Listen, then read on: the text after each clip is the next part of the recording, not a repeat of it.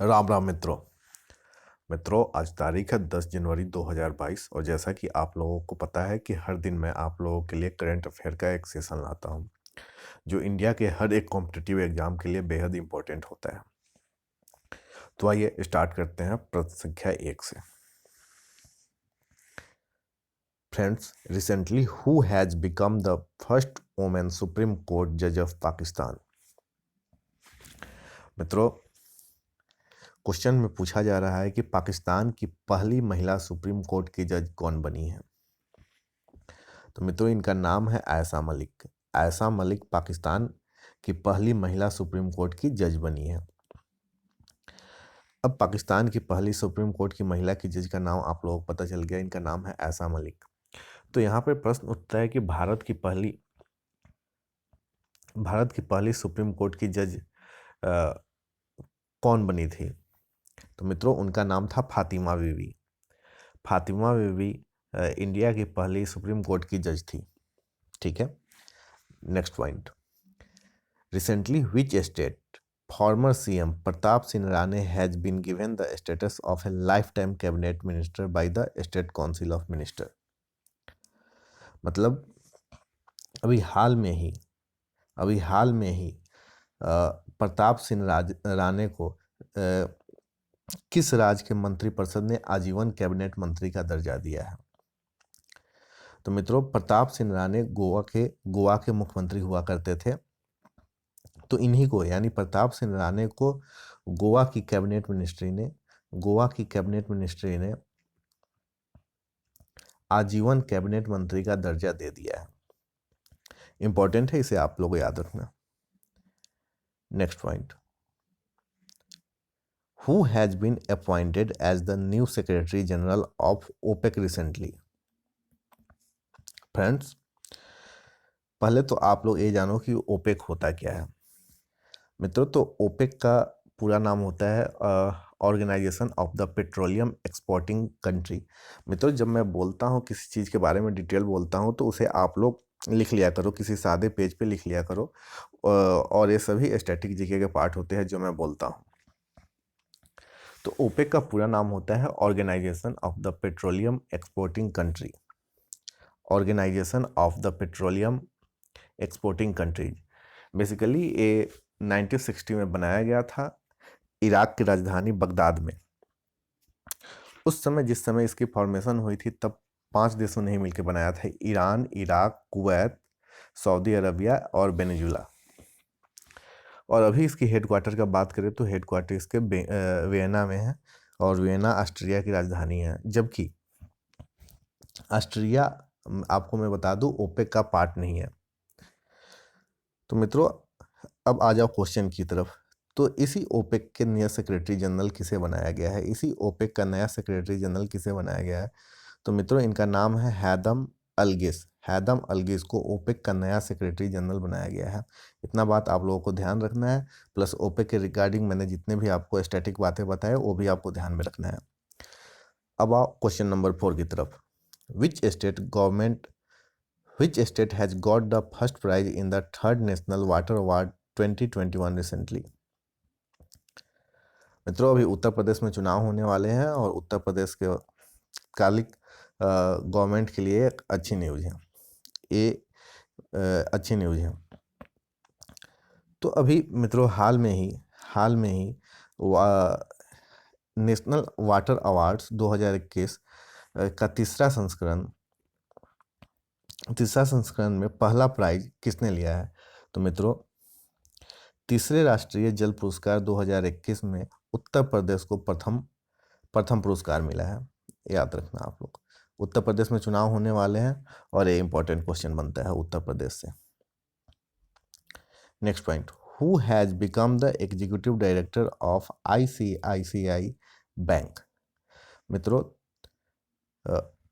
Question हमसे पूछा जा रहा है कि हाल में ही ICICI के बैंक के एग्जीक्यूटिव डायरेक्टर के रूप में किसे नियुक्त किया गया है?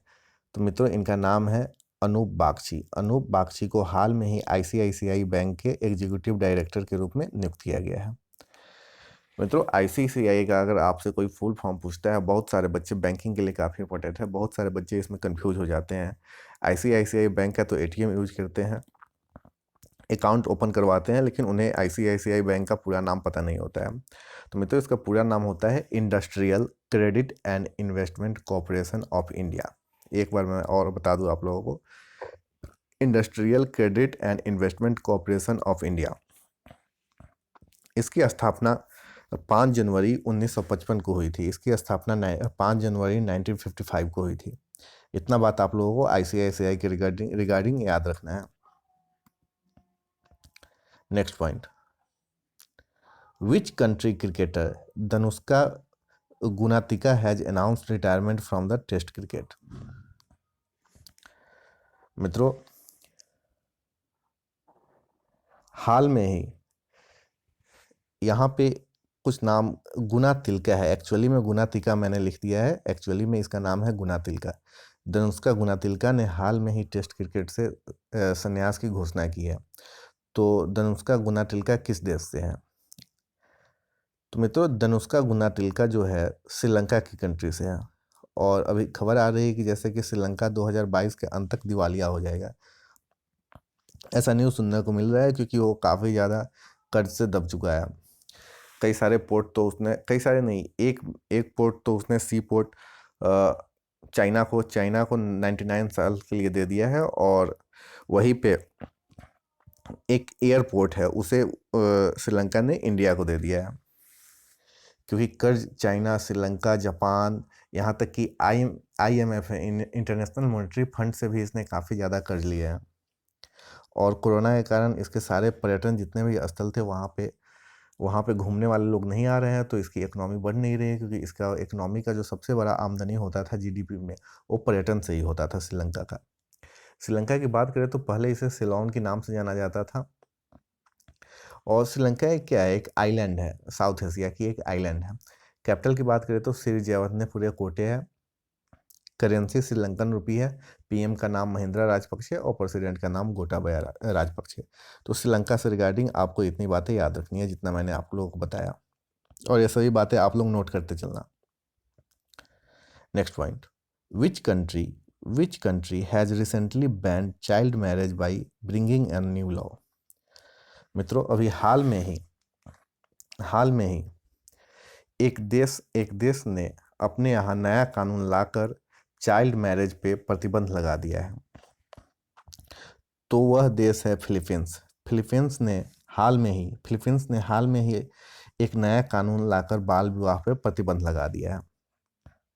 यानी फिलीपींस कंट्री में अब बाल विवाह नहीं होगी। अच्छी बात है, नहीं होनी चाहिए।